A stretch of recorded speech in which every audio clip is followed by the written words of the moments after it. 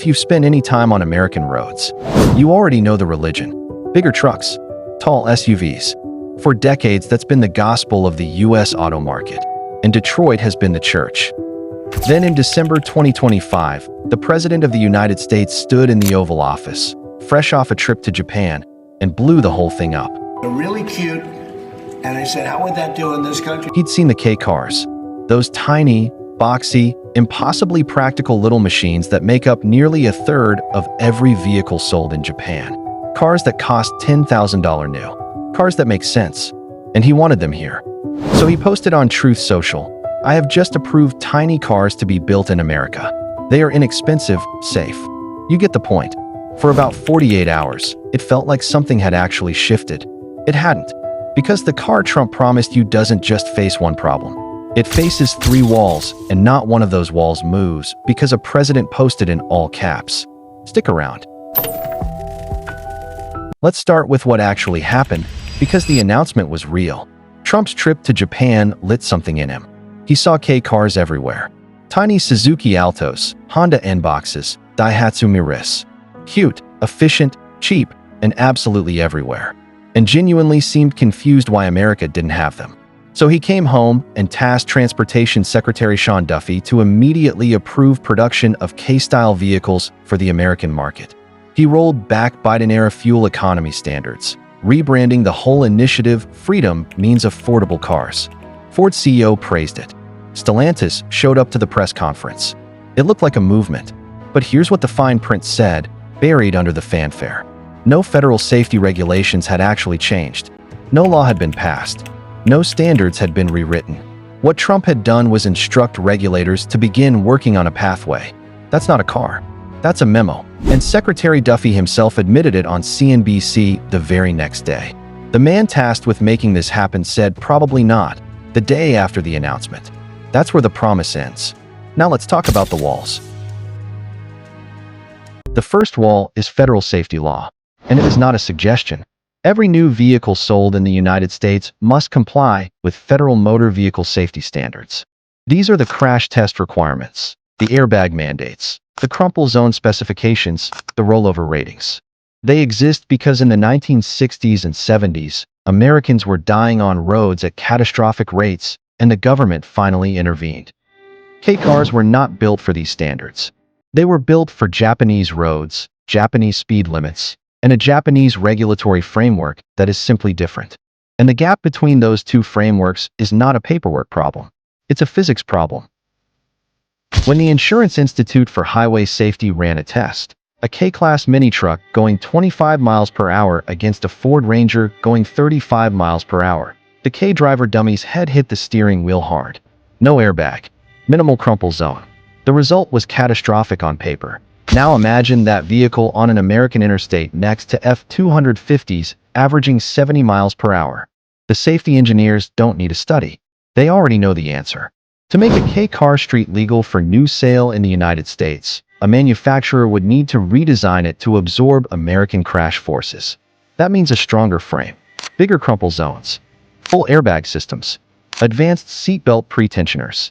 The vehicle that comes out the other side isn't a $10,000 K car anymore. It's a $22,000 subcompact that's slightly smaller than a Civic. And here's the darkest part of this wall.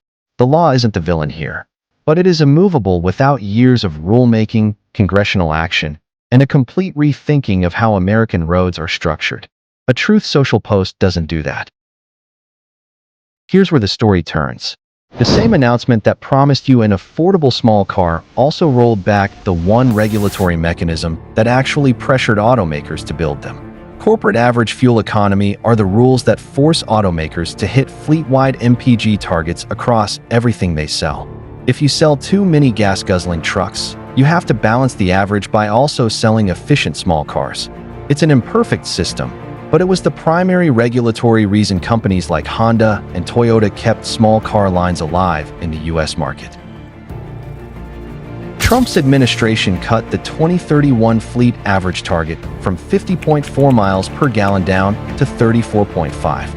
And the new rules eliminate the EV credit trading program that gave automakers flexibility. On the surface, that sounds like it helps everyone. Less regulatory burden. more freedom for manufacturers. But follow the actual incentive. With looser CAFE standards, automakers now have even less reason to maintain unprofitable small car lines to balance their truck-heavy fleets. The pressure to offset F-150 fuel economy with a Fiesta just evaporated. The policy sold as bringing back affordable cars quietly removed the only market pressure that kept affordable cars relevant. And since the last time this exact same rollback happened, in Trump's first term in 2020, the average price of a new car went from $38,000 to over $50,000. Not because of CAFE, but the small cars that were canceled in that window. The Ford Fiesta, the Ford Focus, the Chevrolet Sonic, the Chevrolet Cruze, they never came back. The rollback happened, the cars died, and nobody connected the two. Wall 2 is where it gets darker, because this one isn't about safety. It's about who profits from you not having options. Let's talk about how an automaker makes money. When Ford sells you a Maverick pickup at $23,000, the margin is thin. When Ford sells you an F-150 Lariat at $55,000, the margin is closer to $10,000 to $12,000. This is not a secret. This is the foundational logic of why the big three abandoned small cars, and they'll tell you so if you ask the right way. There's a reason that when Trump made his announcement, Ford CEO Jim Farley was standing right there nodding. He praised the policy, called it a victory for affordability. And then Ford's actual affordable small car, a new compact EV built in partnership with Renault, was announced for Europe only, not the US, because American demand projections didn't justify it. Stellantis was there too, and their contribution to the affordable tiny car movement is a miniature electric Fiat, imported from Morocco, that technically qualifies as a quadricycle, which is a European vehicle class that sits below a car. These are the companies that were supposed to build your $15,000 car. And then there's the chicken tax. The United States charges a 25% tariff on imported light trucks and vans. It is the single biggest structural reason why K trucks haven't flooded the American market already, and why domestic automakers have never felt competitive pressure to build affordable small vehicles. So where does that leave you? The K car that Trump saw in Japan, the Honda N-Box, the Nissan Daisy, the Suzuki Alto, those cars start at around $10,000 new in Japan. The average new car in America now costs $50,000. That is a $50,000 gap between what exists and what's been promised. And the promise came attached to a policy that made that gap harder to close. The K car is real. The demand is real. Import volumes of 25-year-old K trucks have grown 300% between 2019 and 2024. The car you could actually afford requires automakers to build it at a loss, sell it at volume, on roads that weren't designed for it, under safety standards that would require it to be rebuilt from the ground up, competing against internal profit incentives that have been structurally protected since 1964. That car was never coming, and the people who announced it knew that. What they gave you instead was a press conference, a Truth Social post in all caps, and the feeling, just for a moment, that someone was finally on your side.